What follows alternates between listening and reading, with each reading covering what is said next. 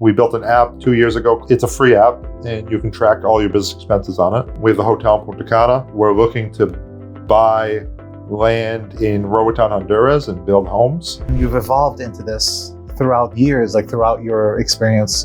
But you started with real estate, and then you saw opportunity, like, let me grow and look at other. Yeah, so on my LinkedIn profile, I think I have like real estate investor and entrepreneur. If you don't get hurt with touching the fire, then How would you know? how would you know? And you wear like special gloves where you can like touch the fire and not get. Yeah, and you can joke that building friendships, partnerships, knowledge, and experience, those are all like those extra pairs of gloves.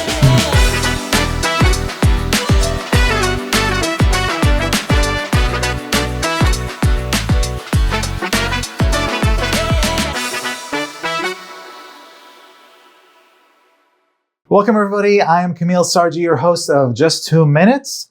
And today we have Frank. Frank, you want to tell us about yourself? Sure. So, hi, thanks for having me here. I love real estate, enjoy starting businesses, and I've been very lucky with some of the deals I've been able to pull off over the years. Started out just as a school teacher and was working a second job. And then eventually now I have a decent sized portfolio in about 12 different markets around the country. Yeah. Super excited today because you do have a unique story and very inspiring, especially for people who are out there working and, you know, they have that vision that they're going to invest in real estate one day and grow. So, but you're here today because the show's called Just 2 Minutes. And I'm going to take just 2 minutes to ask you like random questions, and then we can go into the real stuff. Awesome. All right. And I got my timer here. And go. All right. So like when you walk into JCPenney or Macy's or Bosco and they say, you've got an eye of a fish. What do they mean by that? I mean, these glasses might be a little thick now, but when you say eye of a fish, I've actually never really heard that term before. I guess if I had to guess, maybe you have one way to look at things, and one of the ways I look at things is to try to find deals and opportunities. Nice. Okay. Like gifting, right? If someone gives you a $5 Tim Hortons gift card, what do you do with it? What I usually do with it is I usually let it sit around and then forget about it. But the goal is to usually meet up with someone else. It's a great opportunity to spend a few dollars as I'm networking. Cool. Oh, what's your favorite seed? We can go with pumpkin seeds. Yeah. If you could go to any country in the world, right? You go there and you demand respect. Where would you go? Demand respect. I've spent a lot of time in Latin American countries, mostly the Caribbean. So we have a hotel in Punta Cana. I would love to get down to Argentina at one point. It seems like a really beautiful country, and I hear they have amazing steaks. Huh? And that's where you demand respect. Well, I mean, when you say demand respect, I mean, I've never been one to really push it and demand respect, but definitely a place that I would love to gain some respect, buy some property, etc. ABBA. Why do they call it ABBA, not Bab? I don't know. I've seen the ABBA presentation. I enjoy their music, but ABBA, I don't know. I guess it's just how you pronounce things in different countries. Bob. B-A-A-B. ABBA. I don't know. Anyways, so yeah, welcome. This is great. Thank you for coming here and getting interviewed by me. Yeah. And answering these weird questions. But now it's time to get serious. So tell me, like, what inspired, like, before real estate happened for you? What got you to that point where you said, oh my gosh, I need to invest in real estate? So I've always, when I was a kid, I always had like a little bit of an entrepreneurial enjoyment. Mm-hmm. So I remember back in the day, I had like Fast Frank sports cards. In this couple summers, we set up a table on the bottom of our driveway and we tried to sell baseball cards and basketball cards.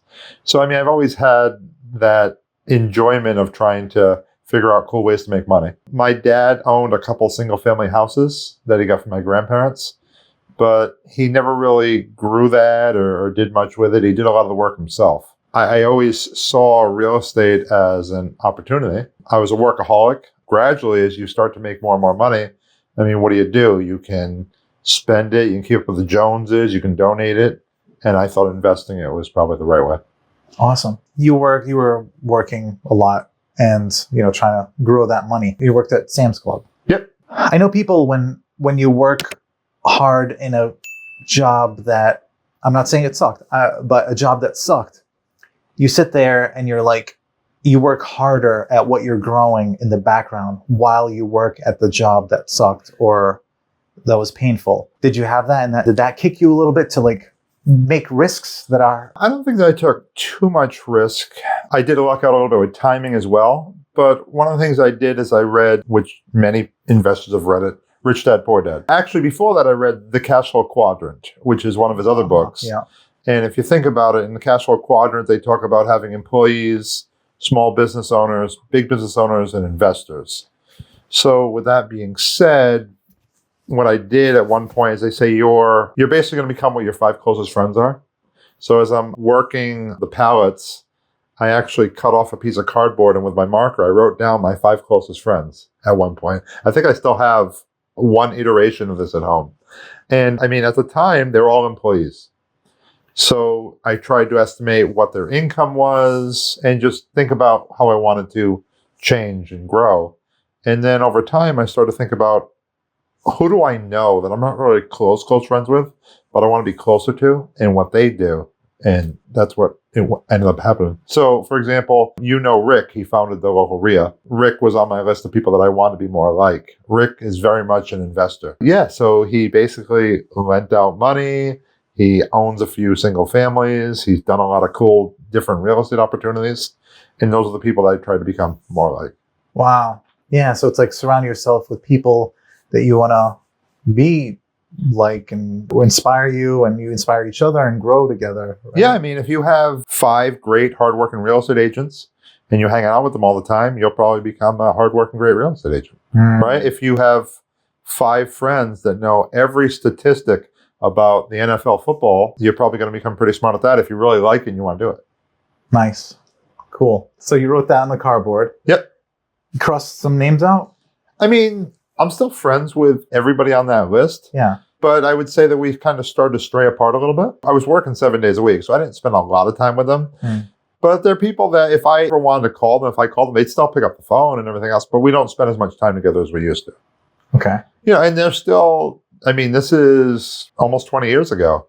So, I mean, I'm still friends with all of them, but they're still all employees. Yeah. Yeah, I mean, 1 or 2 are retired now, but they never really attained anything that I was going for. Yeah. Yeah, it's not like they're bad people. They're cool friends to hang out with. Yeah. It's just that you're trying to, you focus your attention and think about and talk about investments in your day-to-day, plus with your friendship, you start to grow and have ideas together. Well, I mean, if you think about it, like some people have different opinions on real estate, or different opinion on investing, or different opinions on stocks. It's like, you're never going to make any money in stocks and this and that. And it's like, if you keep listening to those type of friends, you're never going to be able to do it. So, I mean, do I have some stocks? Yes. I'm very heavily weighted in real estate right now. Yeah. Most of my friends, they might own their own house, a few of them, but they've never had an investment property. Okay. So once you started hanging out with investors, that's when the shift happened, you think? I mean, like I said, I was always intrigued by real estate and I wanted to grow it. But yeah, I started to go to local meetups, the local RIA, consistently. It's all about consistency. So every month. And then over time, you start to hear about other cool deals that people are working on. You learn just different aspects of investing and you find opportunities. And if you've ever played Cash Flow 101, which is a little board game that Robert Kiyosaki talks about, you keep going around in the rat race, but there's all these opportunities that come up. And eventually you try to do something with one of those opportunities. Nice. Yeah. So I'm kind of like fast forwarding maybe. Yeah. At what point did you say, damn, this is amazing and I could probably like do this instead of what I'm doing in my day job?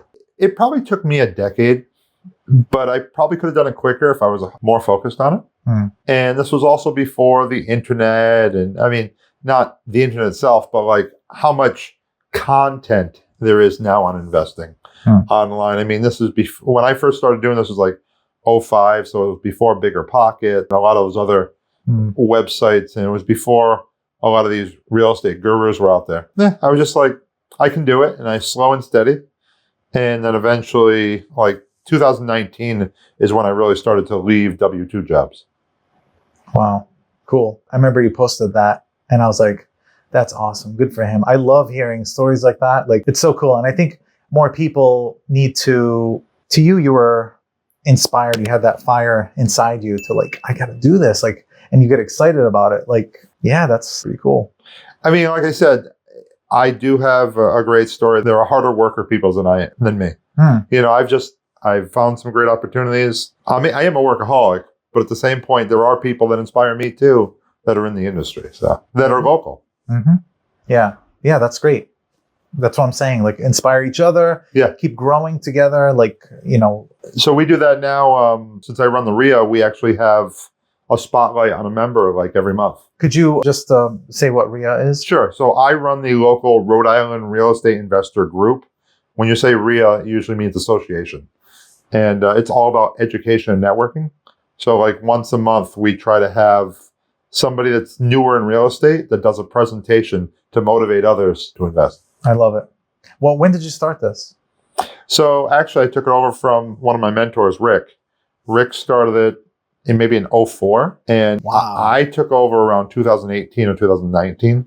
And it was a little tough during COVID, but we didn't stop. We did online Zoom calls, and now we do 2 meetings a month, one online and one in person.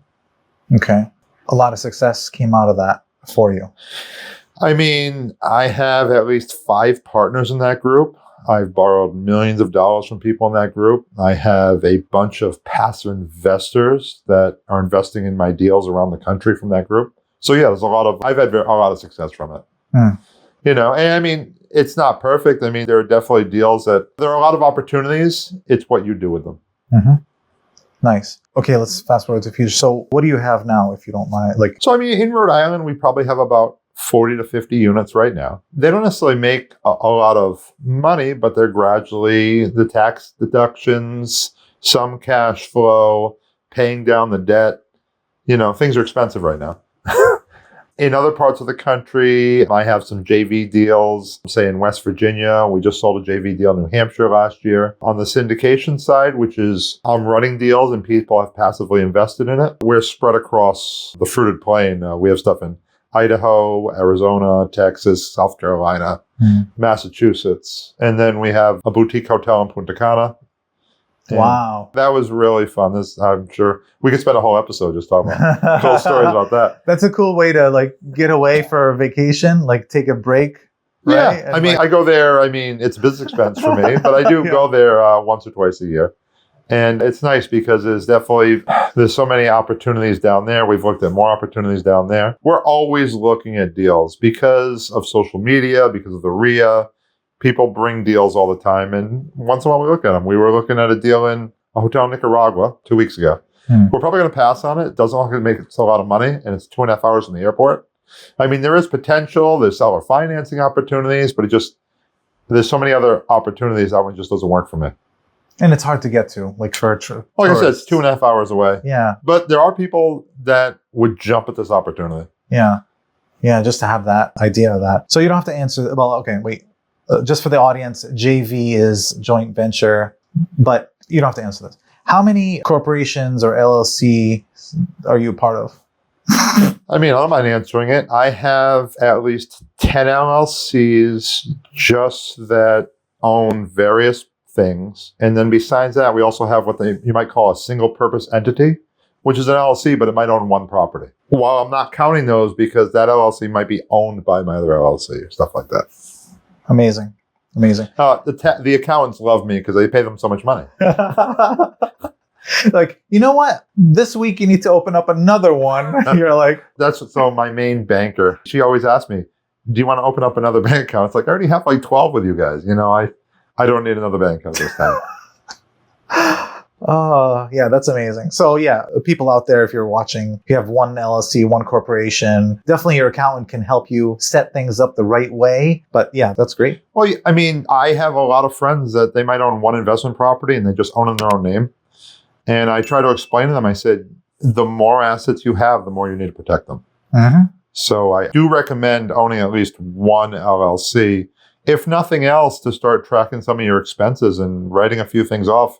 If you have a business, you have things that you're doing specifically for the business. Yeah. So one of the things, I used to be a school teacher, and once in a while I do go into classrooms and talk about investing. That's awesome. So one of the things I try to explain to them is that when you work a regular job, you work and then you pay taxes and then you get paid.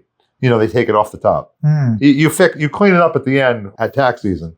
But when you have a business, you or other people work for you, then you have business expenses, and then you pay taxes later. So there's a difference. Yeah. Have you been, or how early on in your whole investing and taking risks, where you got burned? You don't have to go into detail, but I can go into as much detail as you want. Oh, okay. So, even before I was doing real estate, I definitely lost money in stocks. Stock's horrible. I did a little bit too much investing in 98, 99. I lost money on my first real estate deal. We bought a vacant lot in Western Massachusetts at an auction. We went down a land auction down in New York City. And even though you try to learn stuff, land is a different animal. It's not producing income right there. So there was a lot of problems with the land. It had a lot of shale. So it was not easy to put a septic in. It was not easy to put a well in. And we ended up selling it back to the auction company. I think we lost about between $20,000 and $25,000 on that. Wow. And starting off, that was the first lot. Deal. Yeah. That's a lot. Why? I'm sure you got hurt, emotionally, Oh, definitely. I mean, I've definitely made all that back. It was painful, but you learn from the process. Yeah, but your first one, you're like, this is, you see your, yeah, it's like, this is more than a year of me working part-time. Yeah. It must have really. It was painful. And what got you to say, screw this, I'm going to continue doing this? I wasn't necessarily ready to really shut off like that. I just was unhappy with myself, and I realized you can really got to focus on things you understand more than things you don't understand. You can learn stuff, but on certain opportunities, you might want to partner first. So I was telling you about all the crazy deals and stuff, opportunities. So for example, there's an opportunity right now in a Caribbean island where someone reached out to buy a tourist fishing business. What we would do is we'd rent the boat for half a day. They'd go out and they'd fish. We'd feed them. And it's a cool opportunity to seller financing. And my partner, and he's right, he says, yeah, but we know nothing about fishing and we know nothing about boats. So while you get excited, you can make money, this and that, it's nice to have partners that pull you back a little bit and say, maybe if you can find someone with that experience. That's a good tip. What other things you think someone, especially new, should watch out from or can be better prepared when taking risks? One of the first things that's hard to do, don't get super excited about a deal. Because when you're looking at it and you get very excited, you tend to get almost myopic, fish eyes. You tend to look at all the benefits, but you're forgetting all the expenses and all the risks. So, we've bought opportunities where the insurance almost tripled in the first year. We've bought opportunities where the taxes on real estate doubled in the first year. And it's like that wiped out our entire cash flow. Yeah. So there are risks involved, and you learn, you gain. How do you not make mistakes? By having experience, I guess. And how do you gain experience? By making mistakes. So it's definitely a process. Right. If you don't get hurt with touching the fire, then how would you know? How would you know? Yeah. Then you wear special gloves where you can touch the fire and not get. Yeah, and you can joke that building friendships, partnerships, knowledge, and experience, those are all those extra pairs of gloves. Mm-hmm. So that brings me to my second thing. I'm sure a lot of people, even maybe back then, and I'm sure now, approach you and say, hey, can we partner up? How do you identify especially someone you've never met. And have you gotten burnt by trusting the wrong people? Yes. Okay, duh. That's a stupid question. No, I mean, so my suggestion, especially if it's locally, try to know someone for a while. You want to have dinners with them if possible. If this is the local stuff, you want to know them for at least a year if possible. You want to get so comfortable that they're not just putting on a show every time they're with you. So I'm not saying you have to go out partying, get drunk, and hear all the stories, but if you hear them talking during dinner about, oh yeah, this was such a story and we screwed that guy, it's like, yeah, it's a big red flag. But the best example I can give you of partnerships, my current partner, so we own a virtual assistant business, and he was a real estate agent in Rhode Island. He came to the local RIA and he says, hey, I'd love to do a deal with you someday, this and that. And I said, you know what? The best thing to do is to build a relationship. So he's standing Buy next. me steak. What? Buy me steak dinner. No, it's not about that. But Yeah. But you want to get to know them. you want to get to know them. Right. He's sitting there at the RIA. Within 5 minutes, someone walked up and said the same thing. And when that second person left, In front of the other yeah, I person? mean, it's always networking. Oh, yeah. Yeah. So Pedro says, I'm never going to do a deal with you, am I? I said, build a relationship. Become friends on social media, get their phone number, spend time with them. And if the right deal arises, the right deal arises. So we built a company that 6 years ago, now we make 7 figures in revenue every year. And it's a great relationship. I've never worried about money with him. He's never worried about money with me. We have a joint bank accounts with 6 figures in them. And we're working other deals, other opportunities. We have this working business that helps other real estate investors. I mean, how can you go wrong? That's amazing. Okay, so that's the bright side. But any stories of like trusting the wrong person and really getting burned?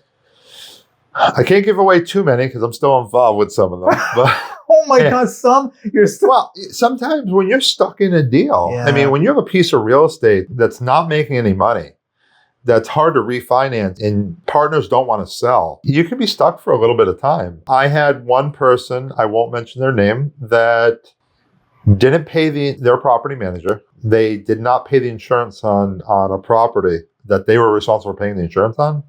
So we had no insurance on a property. Luckily, we did not have a problem. It was a big deal that I found out after 6 months we had no insurance. Man. Yeah. So I don't necessarily... Yeah. And by the way, I've seen worse property managers than that too. But yeah, that was a very big disappointment. Yeah. It's interesting what you say about having dinner with them and hearing them saying how burned someone or whatever. Because to me, like when I meet someone, I like to, get to know them obviously, but when I hear them talking about their enemy and how they deal with their enemy, it makes me think, okay, so if I was the enemy, that's how they would treat me. Yes. That's a perfect example. My big thing is that partnerships are hard. Partnerships always sound perfect when you start. Mm-hmm. It's kind of like a marriage. But it's like, how do they react to problems? Yeah. And if you have a lot of negativity, I try to find solutions to problems. But there are some people that just complain and have a lot of negativity with problems. It's like, do I really want to do another partnership with them? So I try to avoid them, but it's hard to tell sometimes. What about like asking other people, hey, do you know this person? Any experiences with them? Or that's a great idea as well, especially if you're staying local. Yeah. Obviously on the national side, it's kind of tough. Yeah. I have lucked out and done pretty well, but on my first deal outside of the area, I bought a deal in Idaho. It was a referral from a VA client actually. And I said, if there's one word that you can use to explain this person, what would it be? And he said integrity. And I thought that was a pretty good word to use. And the relationship has not been perfect, but the person does have integrity. The property's had its issues. The partner that we called integrity, he definitely has too positive a view of things. And he doesn't understand sometimes that, yeah, you're too nice. So it's doing okay. But even like when we're trying to sell right now, it's like, what do you think it's worth? And he was off by probably $1 million compared to what we're getting offers for. Because he's too positive, you know. So I have a list of 20 people, and you tell me if I should trust them, okay? Donald Johnson. We're doing this on video? I'm just kidding. I was going to say, I didn't know Donald Johnson. I know David Johnson. So I want to talked about so many different types of investments. You want to break it down, like, there's this type of investment, this type that I'm involved with. So most of my investments are real estate related. Most of my investments are just standard buy and hold small multifamilies. And rents. Yeah, and you're generating rent, you're trying to provide good, clean housing for someone, and you're trying to make a little bit of profit every month. Then we have local flips. We might buy a single family or a two family, try to buy it cheap enough, put in the work, and then put it on the open market. We have both of those things, but at a bigger level. So we have some buy and hold long-term apartment complexes, between 50 and 150 units. We have some same thing, but maybe like a 2 or 3 year hold, where we're doing the fix up and then we're going to sell it. When you say we, it's joint venture stuff? Yeah, or sometimes it's like 1 or 2 partners. Okay. It's not always the same partners. Yeah. It's whoever brings the opportunity, see if we can bring value to each other. Usually someone might offer an opportunity that's local to them. So like when we close on a deal in, say, South Carolina, they might be boots on the ground in South Carolina. Because I don't want to fly there every week or stuff like that, but I can give advice from my own experience on how to help them. I can bring the money. I may be able to sign in the mortgage, things like that. So besides that, we have the hotel. We currently have an office in India that we do some tech development and web software stuff. Cool. Yep. We built an app 2 years ago called Perfect Bookkeeping. It's a free app, and you can track all your business expenses on it. We have the hotel in Punta Cana. We're looking to buy land in Roatan, Honduras, and build homes. Wow. We have property under contract there to build like 50 homes and sell them off. We have 18 acres in Texas to build our own mobile home park. And then we have the virtual assistant business. It's called Real Helper. And we help real estate agents, property managers, investors squeeze more time into their day. Because the office in India, we're actually building hotel software so that other hotels, boutique hotels, can use it. Nice. Yeah, just a few things. Yeah, wow. That's great. And you've evolved into this throughout years, like throughout your experience. But you started with real estate, and then you saw opportunity, like, let me grow and look at other... Yeah, so on my LinkedIn profile, I think I have like real estate investor and entrepreneur. Awesome. If you were to coach someone or mentor someone, how do you teach them to take good risks? So when we say good risk, I would say build as much experience or knowledge as you can to begin with. Try to find someone to partner with that's done it or that you trust. And try to get into an opportunity with the smallest amount of money down possible and have reserves. For backup. Yeah. So for example, I had someone reach out the other day for coaching or mentoring, and they want to buy a 5 to 15 unit apartment complex. Not necessarily around here. They want to do it in down south, Georgia, South Carolina. And I said, well, how much do you have to put to work? And they said $30,000. I said, that's not enough. I was just flat out. It's like, that's not enough. That should be like your emergency fund because, I mean, they're in their 60s. I don't know if they're working anymore. They may have other investments, but you really need to have money set aside. 3 months, 6 months, some type of dollar amount set aside before you invest with the rest. Yeah. So that's good. Now, tell me more about Cash Flow Kings. So the Cash Flow Kings is basically our real estate podcast. It's big on motivate, educate, duplicate. We try to motivate people to do real estate or other types of investments. We try to educate, and then we try to have people duplicate our success. Awesome. Where is it on? Like on social media? Yeah, I mean, we're on Spotify. You can connect. We have about 14,000 followers on Instagram. We're always posting content. It's just it's a great brand. We had to fight for it legally. So, we own the brand. We offer, once in a while, we might offer some kind of meetup or different things just to gain knowledge. I mean, back when we started, we had like 30 people playing Cash Flow 101 at a local restaurant. Wow. So, I mean, we don't do a lot with it, but it keeps our name out there, and we consistently produce podcasts a month. Nothing crazy. Last question for you. Where do you see yourself in 5 years? Ooh, I laugh because that's the same question that we ask our people on the podcast. Okay, I'm sorry. Where do you see yourself in 6 years? No, so actually, the way I ask it is, what do you want to be when you grow up? Where do you see you and your business in 5 or 10 years? My goal is to continue doing what I'm doing, try to get my kids more involved. My oldest is a senior in high school. She doesn't know what she wants to do in college. I've tried to instill business acumen into their lives. My oldest and my other 2 kids as well. I had them lend me money on the hotel. They basically put $200 or $100 investments, and I gave them a crazy return. So if you played the game Cash Flow 101, it's basically 10% a month. So I pay my kids 10% a month just for their investment. I said, you're never going to do better than this anywhere else. So they invested $200, and every month they get $20. Little things like that. Where do I see myself? Probably still in Rhode Island, but continually doing bigger deals. We've passed on so many opportunities. Having more great friends and great partners. And like I said, continue doing what we're doing. Maybe get a little bit more into AI. That's like the big thing everybody's talking about right now. I'm obsessed with it.